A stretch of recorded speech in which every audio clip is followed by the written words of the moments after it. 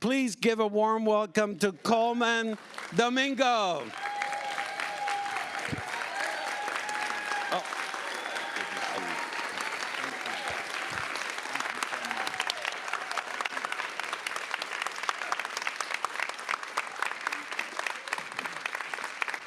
You made it the nick of time.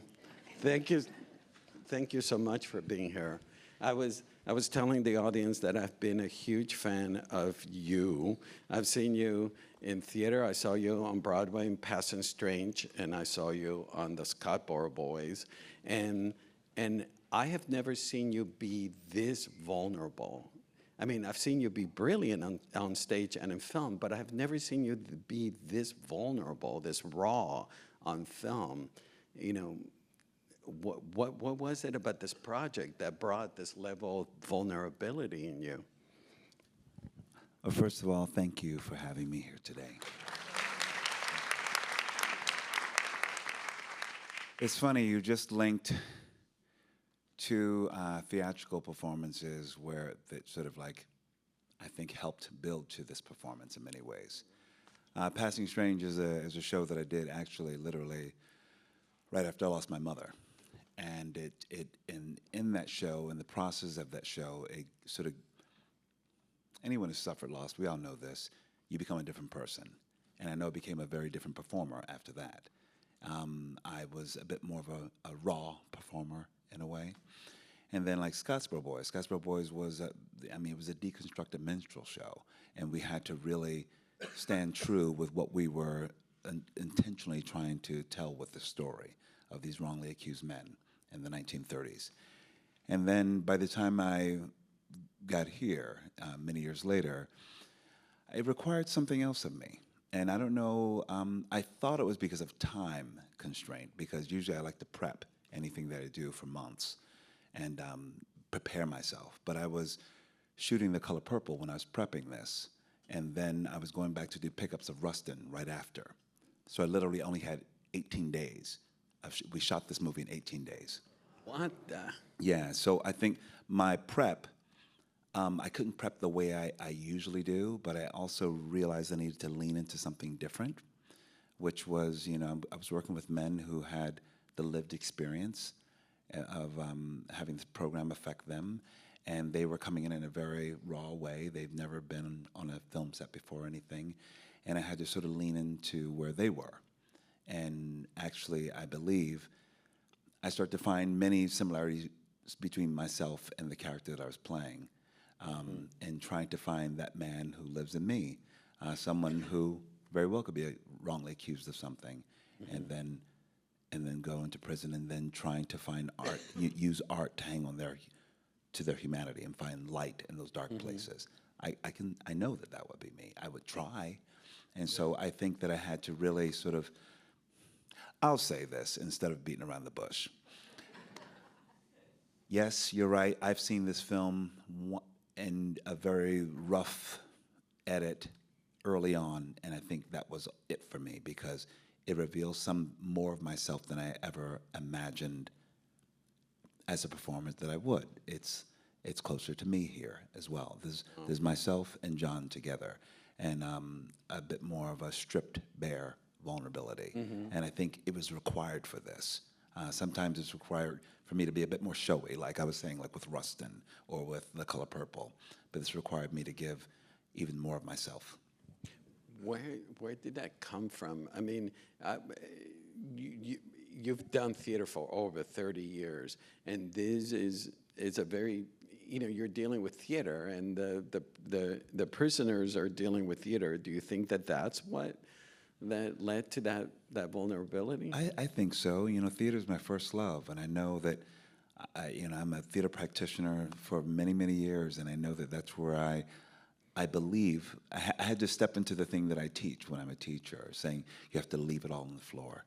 It has to be an act of service that you give to an audience, especially in an intimate theater. On stage, I know that I was as vulnerable as I've been here. I hadn't had the privilege to do that in film or television. But in theater, I knew that, theater is my church. I knew that it was allowed and it was wanted, Even when I did solo shows, it was very personal because I felt like I can get that way. So I think that there was some theatricality that lent itself over to let me be able to be that vulnerable. Once in a while, I noticed twice you do a pirouette out of the blue. What was that about? Well, I will tell you. When I met John Divine G. Whitfield, the man who I portray, we met over dinner. And I'm not an actor who would, and I don't like to use anyone as an anthropological study. I want to just get to know them. So we had dinner, and I would just talk like, hey, how are you? How's your day? Et cetera, et cetera. And then we started to go a little deep and find out about high school. And I'm like, what high school did you go to? He said, oh, I went to high school performing arts. I was like, really, you did? He was like, yeah. I said, what did you want to do? He said, I used to DJ, but also I wanted to be a dancer. And I was like, what kind of dancer? Now, this is a very shy, kind of glasses, straight-laced looking guy. He said, I wanted to do ballet and jazz. I was like, really? He surprised me. And I said, wow, I didn't know that. He said, yeah, but, I would have to fight the boys back in my neighborhood when they found out that I was wearing tights and something like that. So eventually I stopped. And so I was like, so he was like, yeah. And then he kept telling me these stories, and they were also filled with regret, saying, wow, I wish that maybe if I just continued to pursue that and my art at that time, I wouldn't have been in the wrong place at the wrong time. He kept saying things like that. And I was like, oh. But when he spoke about dance, he sort of lit up. And so I told my director, I said, I would like to put a couple moments. We don't have to, it doesn't have to be heavy-handed, but a couple moments to know that the dancer is still alive.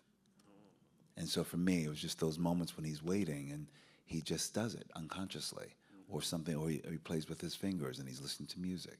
Those things, I feel like, to know that there's life still there, there's art still there, and it just needs to be nurtured, and it's still there to come out. Going back to the subject of vulnerability, I had a cinephile friend that I said, I love Sing Sing, and he told me, I don't want to see another prison film. And I said, this is not a prison film. This is this incredible story about brotherhood, about two people, a beautiful platonic relationship. Signing to the project, did you understand how deep it was going to be? I don't recall seeing a black man's story where so much vulnerability is shown. Well, you're hitting the nail right on the head. When my director and co-writers approached me, there was not a script. They just said they had an idea. And it was something, because they were volunteers at Sing Sing Prison, and they wanted to show this aspect of what they were taking in, of what these men were doing in this program, Rehabilitation Through the Arts.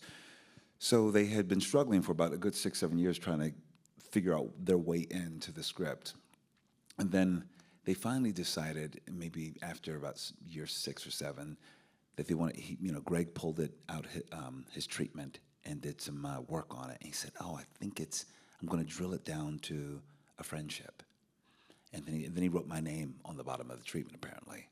And so we met, and I was like, oh, so what do you want to do? He said, we have this idea about this program and doing a film about it. I said, well, great, send me the script. He said, well, we don't have one. I said, okay, well, what do you have? They said, well, there's an article that was written in Esquire magazine, and it will tell you all about this program. And the thing that I saw, and I don't think it was written clearly in the article, but I saw the idea that these men were holding each other accountable to be tender, to have a space that's protected about theater and putting yourself in someone else's shoes and doing this deep dive of work. And they were protecting it. It really is a very sacred program in these prisons. And the fact that they're doing this work in a very dangerous place, I thought was incredible. And so I told my director, in particular, I said, the thing that I'm because I know that it's threaded throughout my work, I'm very interested in seeing black men being tender with one another, brown men being tender with one another, because I think that there's always images to say they were anything but. And I thought, this is a great opportunity. And we began the film with a Shakespeare monologue. Lysander. Yeah, with Lysander. And I thought that, that tells you so much about the inner life of this character and what his hopes and dreams are and what happens when they don't. And then I thought, well, the themes of Shakespeare running throughout. And Shakespeare always believed that the strongest bond is not even husband and wife. He said the bond of brotherhood and sisterhood. So I wanted that to be throughout. And so there are all these very tiny moments of that. When Charlie comes in later to tell the story about the dog, but they all come in, and there's these beautiful, sweet embraces. That I think that it's very subversive, that we know, I think it's images that we know we haven't seen in film, especially in a drama about prison. And I agree that we all agreed that the film we were making was a drama that takes place inside the container of a prison, but not a prison drama. On the same line, you addressed each other as beloved and divine. I'm getting emotional because we're used to seeing movies about black men and they call each other the N-word, et cetera, but you address each other as beloved and You know divine. where we got that from? This is another beautiful thing. When we were developing this, Clarence, who plays my co-star, we were talking on a Zoom, and at times I can be quite colloquial, and my roots are from West Philly, and I believe I used the N-word. I was, that is. And he said, and he said it so quickly. He said, we don't use that word in our communities. We use the word beloved. And it knocked me out. And he said that they made a commitment to one another in order to help support the change that they have to make with each other. It's how they view each other. And so they approach each other with the name, hey, my beloved, hey, beloved. And it's, yes. And it's something that I think that when we know this as men, that I think need to catch on, because I feel like they knew that they were doing a great service to one another, and that would do a great service to their families, their children, their wives, their communities, how it changes everything. Literally, this happened to me in Europe. Andrew Garfield came over to me. I guess he just saw the film. Well, he did.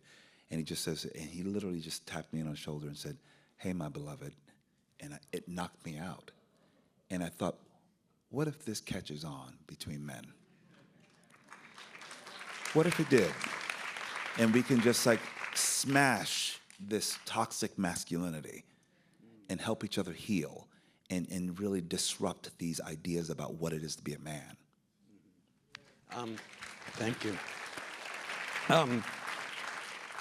The ending of the movie, when you walk out, the flood of emotion, tell us about capturing that moment. Gosh, you're asking all these questions. It's going to put me on the verge of emotionality. I try not to be emotional. Thank you. Well, you just had me crying a second ago. I try not to, because I'm like, let me get that's why I don't even watch the film, because I'm like, I can't talk to you crying. Anyway, but the ending was written at least 20 different times, and we were never satisfied with it as we were in process. And again, this process was very organic. It was happening in the moment. It was malleable. We were all working together. And by the time I was like, oh, Greg, I think it's overwritten. And it also ended at a diner that I met up with, Clarence at a diner, and we talked and went off somewhere. I don't know. But it was like, I was like, it doesn't feel right. And it was gnawing at me. And then by the time we got to that scene, and I already shot exiting the prison, and I said, he said, Colman, I'm going to trust you. He said, I'm going to put a camera up there, and your job is to walk up the hill. And I knew what my whole story, my backstory for that walk was, I've been in for 25 years. My mother is now passed. They've given me a bus ticket and my things, and no one's waiting for me outside. And so that was that's my secret that I was walking up that long walk with. I didn't tell this to my director as well. It's just my part of my process. And he said, great, I'm going to have a camera locked off there, and Clarence will be there. And we have so many versions of the scene. Let's see what happens. And I walk up there, and I see Clarence, and he's smiling at me. And the first thing I see is him opening his arms up to me. And I said no. That was my character's. He couldn't do it because the well that would come out, and then that thing that was just very animal came out of me. And then we played the scene, and then we cut, and then Greg comes over to me and says, I don't want to cover it anymore.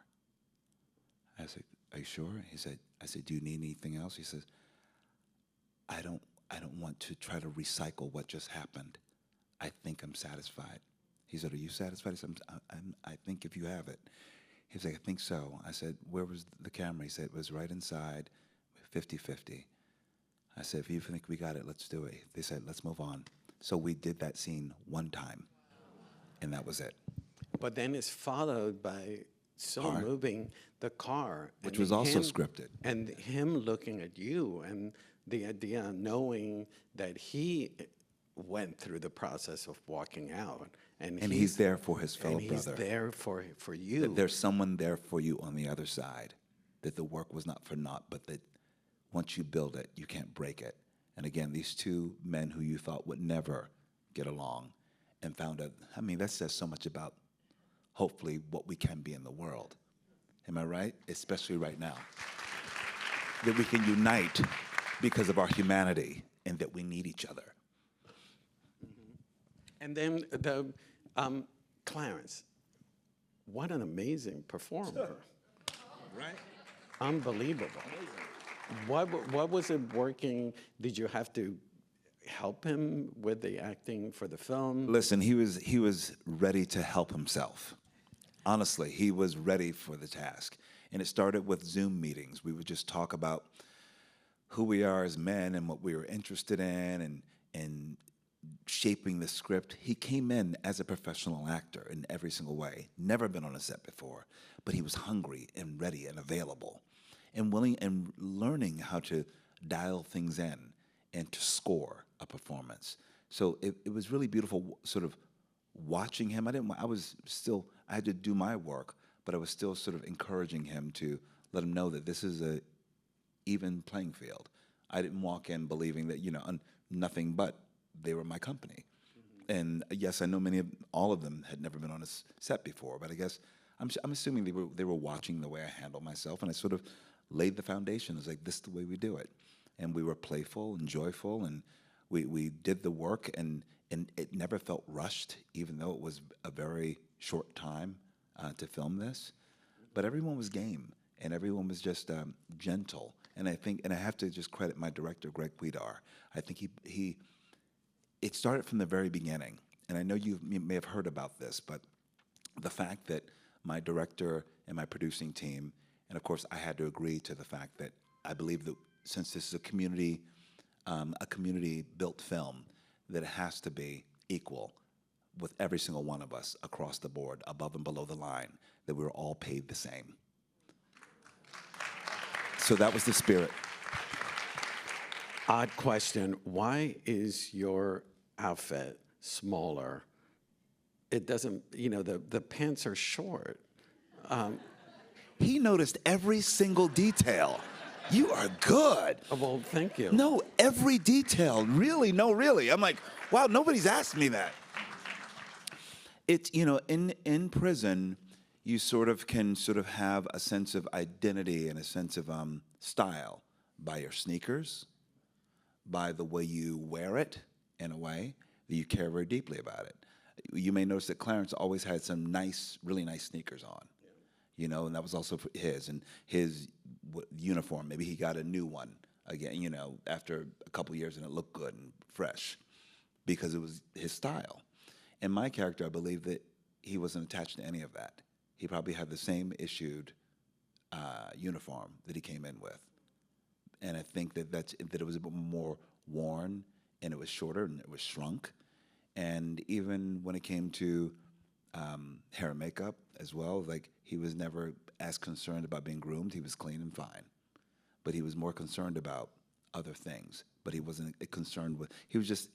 I think he's a very sort of, especially the man that I met. He seems like a very internal person and not very external. And I think that's also was the key to his survival.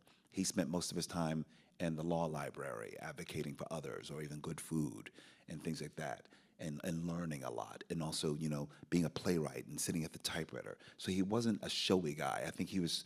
Some people try to get by pretty much being invisible, and then finding their way in these communities. And his was, oh, nobody messed with him because he was the smart guy, and he can help you. He can help advocate for you. So you leave him alone. So in a way, I think for me, it was like for him to be a bit more invisible. But you mentioned the fact that he was advocating for others, the fact that he's a lawyer, and he's helping all of the. I notice in your, you put me on the spot about noticing things, but in your cell you have checklists and you have law things on the wall, and you. That was all based on things that he actually had on his wall. And how did that help you to be surrounded by? That was incredible. Even the photos that are around his typewriter are actually photos of him when he was a child, or he and his mother and things like that. It wasn't even of me. It was all his stuff. So for me, I was able to download how you can make your cell, this small cell, very personal. And you still, for me, it was always he had traces of light throughout. You know what I mean? Even his typewriter, it was his way to get inside out of him. So when it's trashed, when it's just like thrown about, moments like that would break my heart, because you knew that, like, wow, this is a person just trying to hold on to something and to try to find some hope. And these are their personal items that are just thrown and not cared for. But isn't it amazing to see? I mean, you're going to make me cry. We all in art long for community. And it's such a beautiful thing that your film tells us that art is the way to build community, and to bring us together. It's amazing.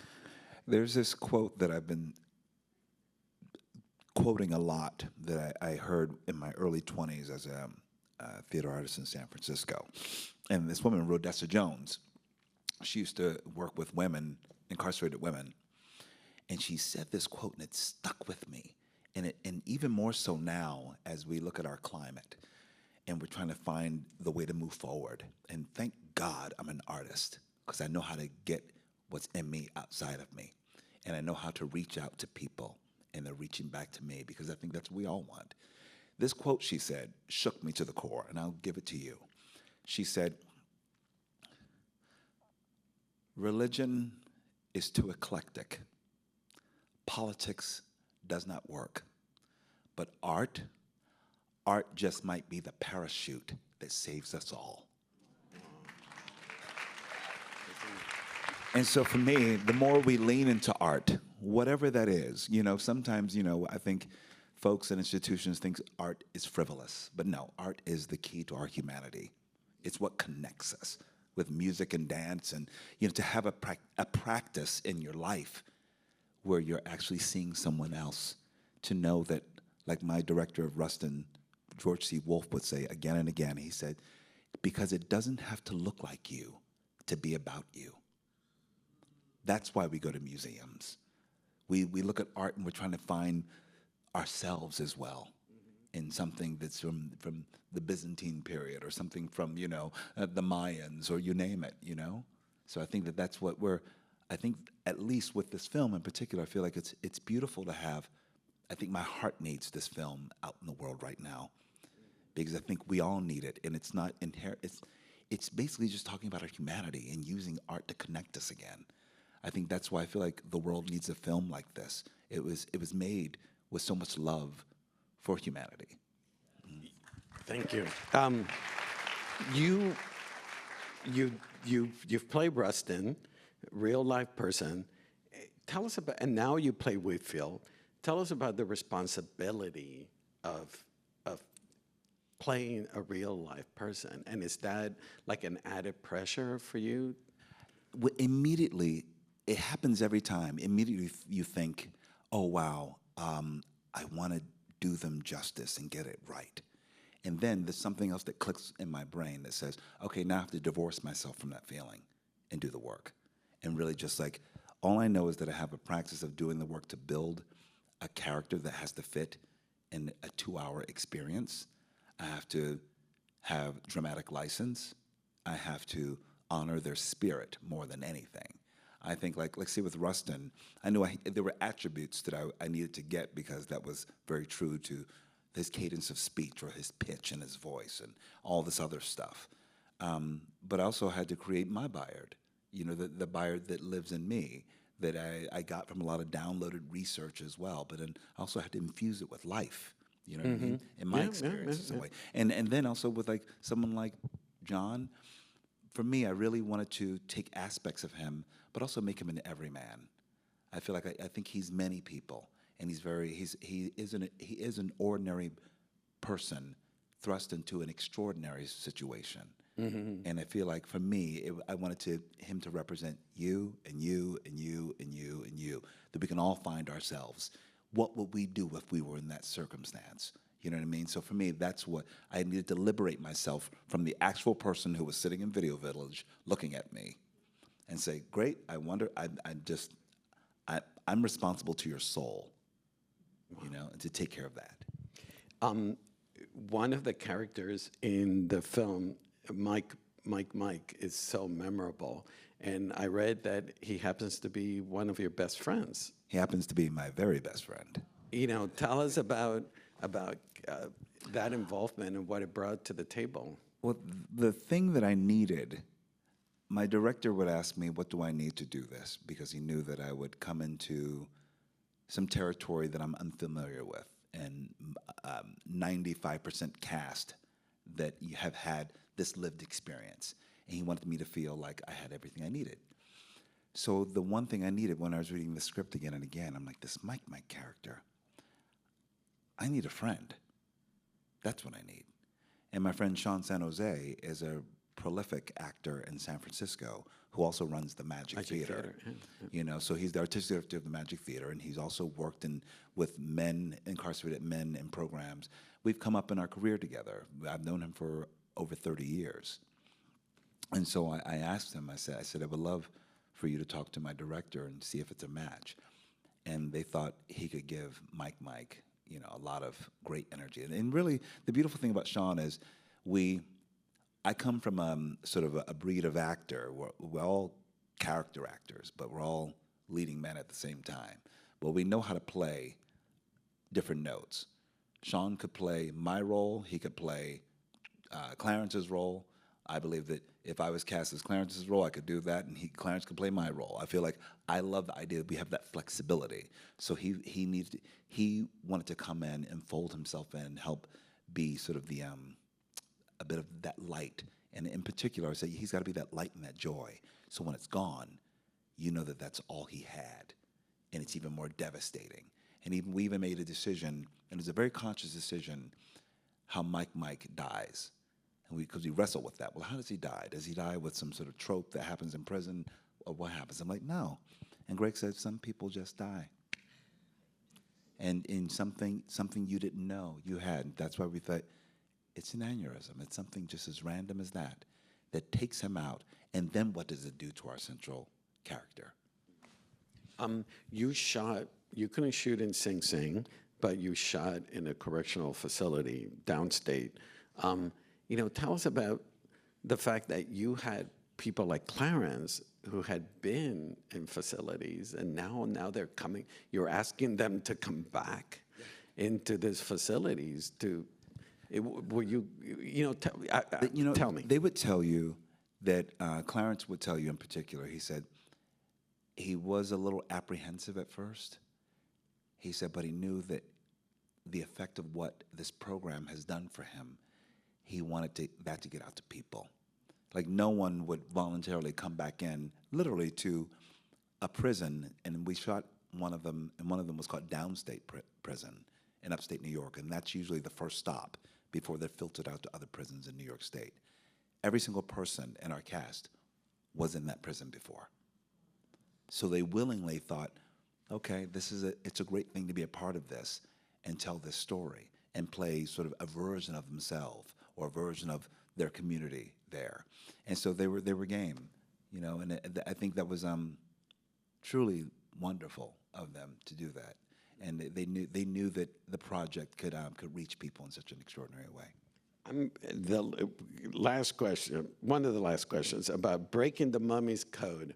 This wacky comedy. Right. And it's real. That's really based on a real play they did. They threw everything in the kitchen sink in there. But tell us, I mean, this is something like Charles Busch in New York City. It's insane. But why do you think they needed to do this wacky, surreal, in the middle of this, you know, facility? It's the most beautiful thing. That's the thing that I love, and I think that's what we tried to capture in some of the auditions, where they're just these grown men willing to be playful again, and willing to not take themselves too seriously in any way, because that's all they did was take themselves seriously for years, and this was breaking that. So the idea, I love that we wanted to focus on breaking the mummy's code, which is a wild. You're like, why is Freddy Krueger in the same way as Hamlet? Like, what's happening? But they're like, just go with it. They're like, so what's beautiful is like, yeah, they were like, yeah, there's no limitations. We can do what we want, you know. So there's a freedom and a liberty. So I think that's why they did it, and that's why we want to show that one in particular.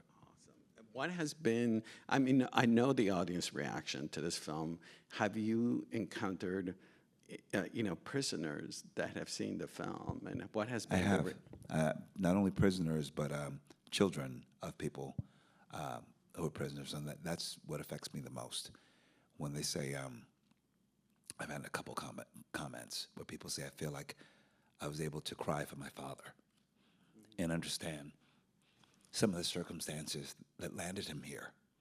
And not only the mistake or that heinous thing that happened, but all the stuff that led to it. You know, I mean, there's all these programs that are out there these days that are really working with these communities. And you know, there's one, I feel like I saw this online when I was doing research, when they were doing this thing when everyone took a step forward. Some psychologist was taking them through it and saying how many people were told that they were special and those would stand behind. How many people were told they were loved? How were you told that you were, you know, you could feel these things? And all these guys are stepping, and then they have these emotional breakthroughs, and you realize they weren't given a lot of things that other people were given. And then there's some people who are in those, there's many people who are in these prisons that just do not belong there at all. So that's why I do, I love what we've made, because it's not telling someone what to think or how to think, or it's not saying being an abolitionist for, you know, prison reform. But in part, I think it is. It's not political by nature, but it's saying we want you to think about these people. Don't just drive by it. Think about this institution and the people behind it, because there's so many people stacked up in it, and it affects families, communities. It affects every single one of us. If you don't think it does, it's a shame, because it actually does affect all of us, affect all of our families. Wow. Well, they don't know this, but in February, you're coming back, and we're going to celebrate you, and we'll continue this conversation more in depth about you and your career and what an amazing artist you are. Thank you. Thank you so much, Colman. Thank you so much, you guys. I appreciate you. Thank you, everybody.